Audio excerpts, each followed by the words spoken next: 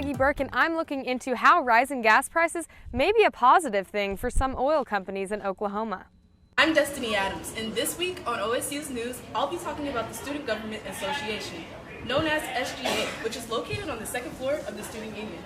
I'm Kelsey Briggs, and I'm here to tell you about what we learned from COVID-19. I'm Joseph Fazio, and I'm taking a look at what OSU basketball player D. Mitchell has done in the 2 months since receiving his scholarship. All this and more on News OSU.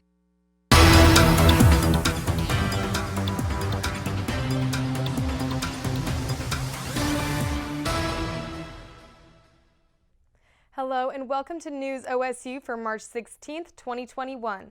I'm Maggie Burke and thank you for joining us.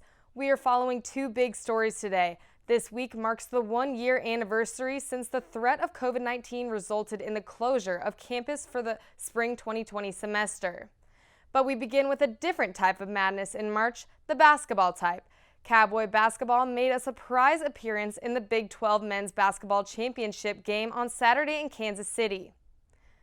The Cowboys upset number 2 Baylor to play Texas in the Big 12 championship. Oklahoma State fell short of taking home the trophy. The question is, how far will this team go in the NCAA tournament? David Moore joins us from Gallagher-Iba Arena, where Cowboy basketball brought excitement to OSU fans after a dreary year full of sports cancellations and delays. It's been an unforgettable week of basketball for OSU. The Cowboys took down the number 2 team in the nation on their way to their first Big 12 championship game in 16 years. The Cowgirls and Cowboys are lacing up their dancing shoes for March Madness. I'll tell you everything you need to know about how they got there and who they're playing coming up in sports. We'll have more on Cowboy and Cowgirl basketball in sports. And our other big story, a year ago this week, campus went virtual due to COVID-19 and changed life as we know it. On March 15, 2020, 4 new additional cases of COVID-19 were recorded in Oklahoma. Payne County was one of the 6 counties with confirmed cases at the time. According to the state of Oklahoma, on March 20th, 2020, there were 49 positive cases of COVID-19 in the state. On March 30th, 2020, that number jumped up to 565 positive COVID-19 cases in Oklahoma. These numbers are dramatically less than the record of number of current cumulative COVID-19 cases. As of March 15th, 2021, there are over 400,000 cumulative COVID-19 cases in Oklahoma. Exactly a year ago today, Oklahoma Governor Kevin Stitt issued a state of emergency for all 77 counties in Oklahoma. Today, he's doing the opposite. Governor Stitt announced last Thursday that he is going to remove some of the state's final remaining COVID restrictions. There will be no statewide restrictions on events or Oklahomans. There will no longer be a requirement to wear a mask in state buildings. Stitt's executive order comes after a drop in the COVID-19 caseload that hasn't been seen since last spring. COVID-19 restrictions are being lifted on a state level, but local businesses and governments may choose whether or not to enforce COVID-19 restrictions. The standard for normal cannot be 0 cases. In Oklahoma, the standard for normal is freedom. The freedom to worship, the freedom to go to work and earn a paycheck, the freedom to visit your loved ones in nursing homes, the freedom to send your kids to school in person, and the freedom to protect your family however you see fit. Many students can remember where they were when they received the email that in-person classes would not return for spring 2020 semester. The team producing this broadcast was reporting on or closely following COVID-19 last spring as the campus was preparing to shut down. For any journalist, COVID-19 is a once-in-a-lifetime story. For a student journalist, COVID-19 has quickly shown us how major news stories impact all of us. With that, we sat down with our News OSU team to find out where they were and how they felt when COVID-19 turned the world upside down. I was standing in the middle of a stock show barn with my little sister. When we got the call, the show was canceled. Little did we know because of COVID, it would be her last livestock show ever. I was sitting in the journalism building working on a big feature story for the Ocali when I got the email from Burns Hargis that after spring break, we would have 2 weeks of online classes. But, as we all know, it became much longer than that. 1 year ago, I was on a staircase similar to this one. At the bottom of the staircase was my aunt experiencing all the symptoms of COVID. She would slide food under the door, and we would talk all the way separated with masks on. 1 year ago today, I was right here in the journalism building studying for midterms. I was here at the Fort Scott College Rodeo when I was about to barrel race in the second performance. They stopped the rodeo to announce that after that performance, everyone had to go home and they were canceling the third round. 1 year ago today, I was sent home from cheering at the Big 12 Championship basketball tournament in Kansas City. Little did I know that would be my last time performing on a basketball court in front of a crowd. Coming up later in this broadcast, Kelsey Briggs will discuss some of the lessons we learned during the pandemic. OSU recently announced that the spring 2021 graduation and commencement ceremonies will be in person. Ceremonies will be held at Boone Pickens Stadium May 7th and 8th. Graduates must register online to attend the ceremony and will receive free tickets for up to 8 guests. Masks will be required and COVID-19 protocols will be in place during the event. If there is severe weather on May 7th or 8th, ceremonies will be rescheduled for May 9th and 10th. Many Oklahomans have noticed that gas prices have raised dramatically in comparison to this time last year. We took a look at how higher gas prices may be bad for your wallet, but are beneficial to the state of Oklahoma. Oklahoma is the fourth largest crude oil producer in the United States. 27% of crude oil is used for fuel, and roughly a quarter of all jobs in Oklahoma are tied to the fuel industry. Since last March, the price of crude oil has risen from $30 a barrel to $65.9 per barrel. Many factors play into this, but it is partly caused by people driving more since COVID-19 precautions are being lifted. Prices at the pump are high right now, and most people see that as a negative, but it can be a positive when it comes to jobs in the oil industry. Oklahoma is such a oil-based, state that, obviously you have more jobs and you get jobs that are mainly over $25 an hour. So that really helps. I would say it's good for Oklahoma just because we are so dependent on this industry and the companies that, these companies that live and die by the oil prices, it's just a big relief to them to have these little bit higher prices. However, if fuel prices get too high, it becomes too expensive for workers to afford the diesel needed to drill for the oil. High prices also hurt everyday consumers filling up their gas tanks. The best range for prices to help Oklahoma's oil producers is between $60 to $80 per barrel. Crude oil prices are expected to continue rising through 2021 as the demand for fuel goes up. For News OSU, I'm Maggie Burke. The OSU Student Government Association had its student body presidential election this past week. The results of the election led to a runoff between 3 candidates.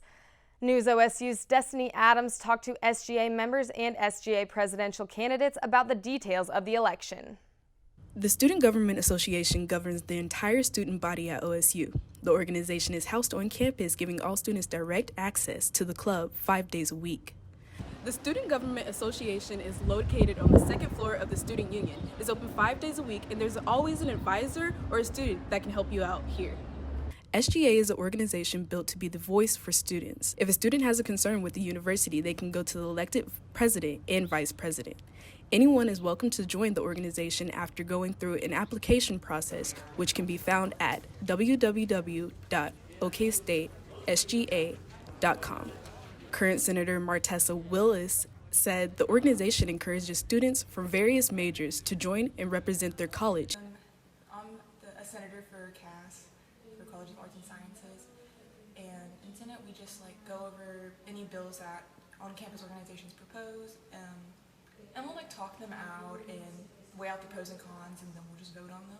SGA is in the process of electing a new student body president and vice president for the 2021-22 school year.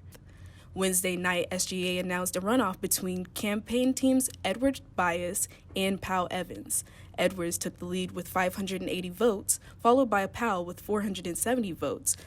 For a student government presidential and vice presidential candidate to be considered a winner, they have to get 51% of the votes. When there are only 2 pairings, that's pretty easy to determine. However, when there are 3 pairings, it becomes a little bit harder. For instance, we all had around 33% of the votes with slight variations, meaning none of us got 51%.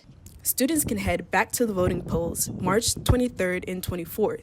Voting polls will be located at Kyle Clock and Library Lawn from 11 a.m. to 2 p.m. With OSU News, I'm Destiny Adams. Nationwide lockdowns as a result of the COVID-19 pandemic have proven to be extremely difficult and heartbreaking. However, despite adversity, there are some positive takeaways from the COVID-19 pandemic. In this week's edition of I'm Just Saying, Kelsey Briggs highlights the lessons we learned in lockdown that will forever change our lives. Over 1 year ago, COVID-19 completely changed the world we live in. Well, tonight has been postponed. We will be suspending all travel from Europe to the United States for the next 30 days.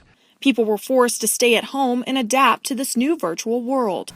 Months into this new world, we quickly learned what we took for granted, like a jam-packed sporting stadium, the roar of a crowd at a concert, and the joy of seeing our loved ones. But through all of this, COVID-19 has taught us some life-changing lessons. Mental health is crucial. Lockdowns, relearning half of a face, and isolation can be incredibly challenging, but we realized how important mental health is. There's going to be residual stress, depression, certainly financial pressures, learning how to re-engage with the world in this new way. That's going to be difficult for a lot of people. But who can help fight this issue? The answer? Your family. COVID-19 also taught us that families grew closer during the pandemic and paid more attention to one another. According to an article from USA Today, the slowdown in life is giving people a chance to deepen relationships and create new rituals together. Lastly, COVID-19 has taught us to never take a loved one for granted. The group of individuals at highest risk for COVID-19 had to isolate themselves from the world. Heartbreaking pictures of grandparents meeting their new grandchild through a glass window were all over the internet. It's very hard. The first time we did this, both my mom and my daughter were in absolute tears, and I was trying to explain to Paige, this is to keep Grandma and you safe. As Oklahoma moves into the Phase 3 vaccination plan, more and more families across the state have been able to rekindle with their loved ones safely. And after 1 long year, we've learned not to take life for granted, and also not to forget the importance of my grandma's hugs. But I'm just saying. Kelsey Briggs, News, OSU.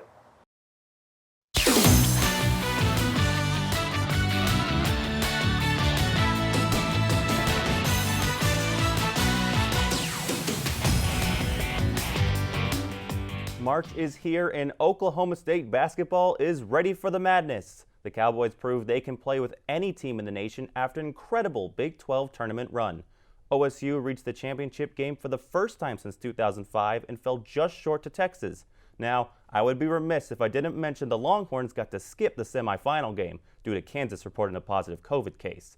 The game everyone is talking about is OSU's semifinal win against Baylor. The Cowboys handed the Bears only their second loss of the season in an exhilarating 83-74 victory. Big-time performances from Cade Cunningham and Avery Anderson made the difference as both players scored 20-plus points.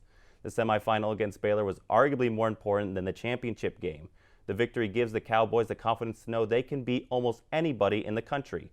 Cowboys center Caleb Boone says while the championship loss was hard, the team has sent a clear message with its recent form. They say we didn't win it, but I mean, we beat top-tier teams for basically 3 weeks. So, like, if anybody doesn't take that in consideration, then I honestly don't know what to tell them because, like, that's a basketball team that can fight. In the span of 14 days, OSU played 7 straight games against ranked opposition.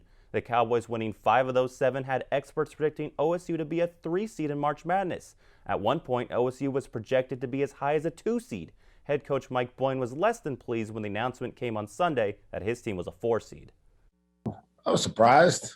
A little bit. I don't know. I'm not going to gripe, right? You got to beat good teams if you're going to play in this tournament. I thought we should have been a 3, but it is what it is. At the number 4 spot in the Midwest region, OSU will play the 13th seed Liberty. Due to COVID protocols, all March Madness will take place in Indiana. The Cowboys' first game will air on TBS Friday evening. A win against Liberty would pit OSU against the winner of Tennessee and Oregon State in the round of 32.